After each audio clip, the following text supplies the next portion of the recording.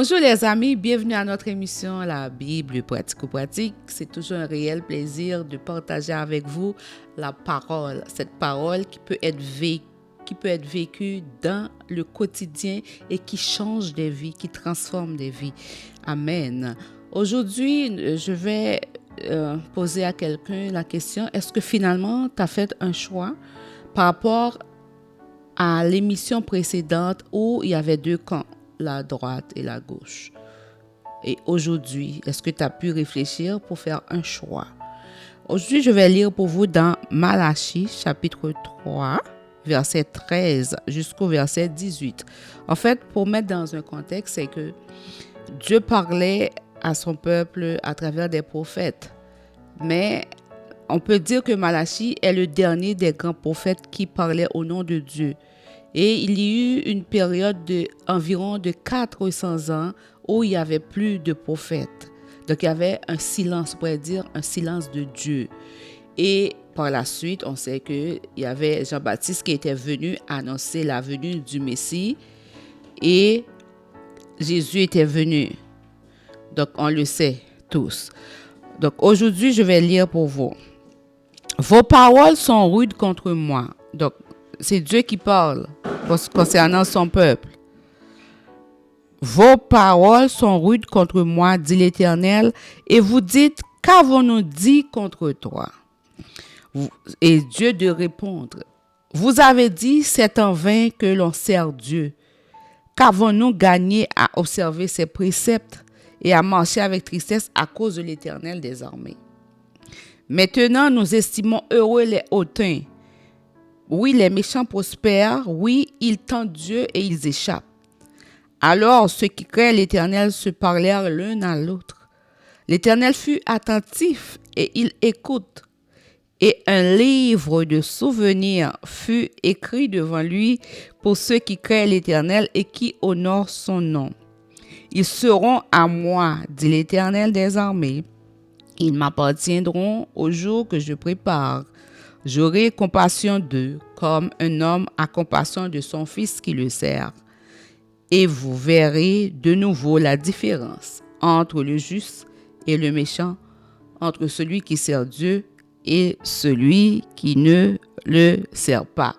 Donc, comme j'avais dit, Dieu parlait à un peuple spécifique.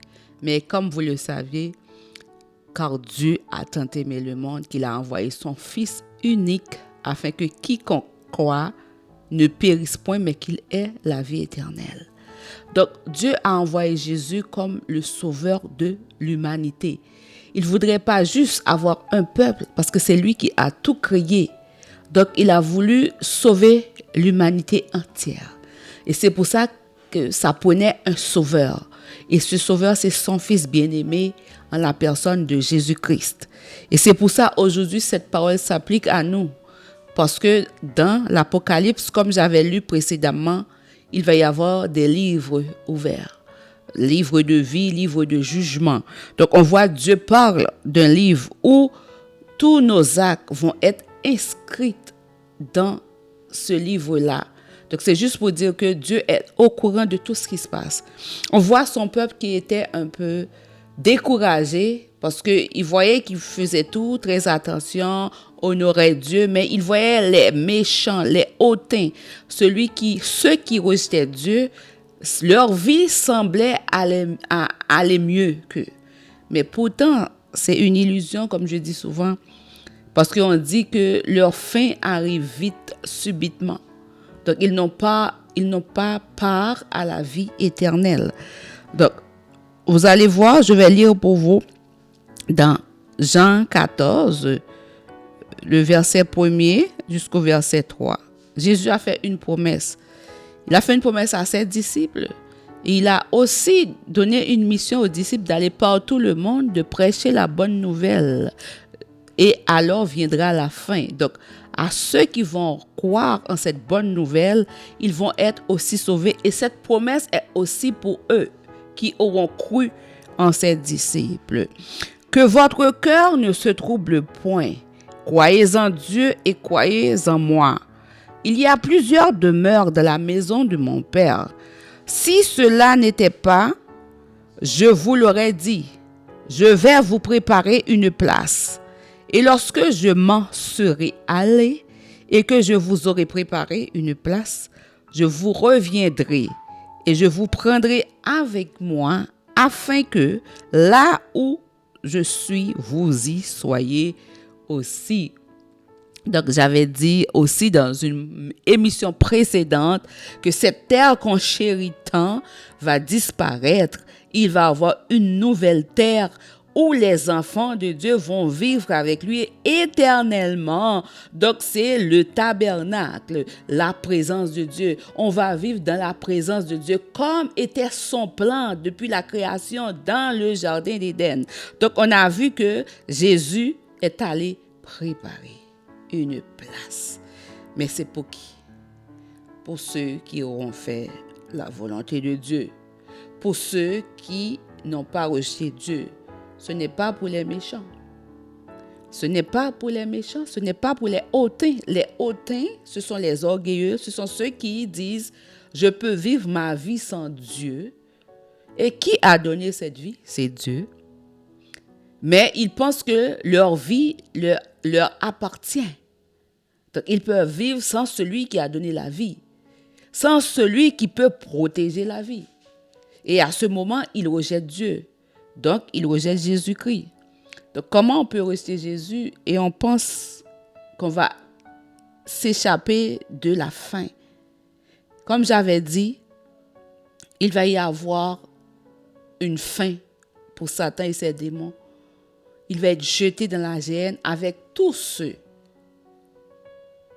qui ont fait sa volonté. Mais aujourd'hui encore, cette bonne nouvelle est prêchée.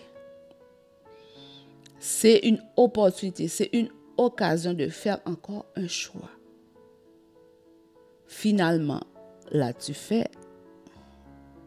vas être de quel côté? Est-ce que tu vas vivre éternellement avec Jésus-Christ? Ou bien tu vas aller dans la géhenne, dans l'étang de feu? Mais mon ami, si tu rejettes Jésus, tu as déjà fait un choix. Aimes-tu le feu, la souffrance, ou aimes-tu la vie? Donc c'est le moment de finalement faire un choix. Vous voyez, à travers le monde, c'est comme un tourbillon. Mais Jésus avait déjà dit ça. Il a tout dit. Et il a tout dit, et il a dit, le ciel et la terre passeront, mais mes paroles ne passeront pas. Ça veut dire tout ce qu'il a dit, on est en train de les vivre aujourd'hui. Ceci étant dit, il va revenir aussi. Il est allé préparer une place pour ceux qui vont recevoir cette bonne nouvelle et se laisser transformer par cette bonne nouvelle. Mais pourquoi tu dois perdre, mon ami, alors que tu peux aujourd'hui?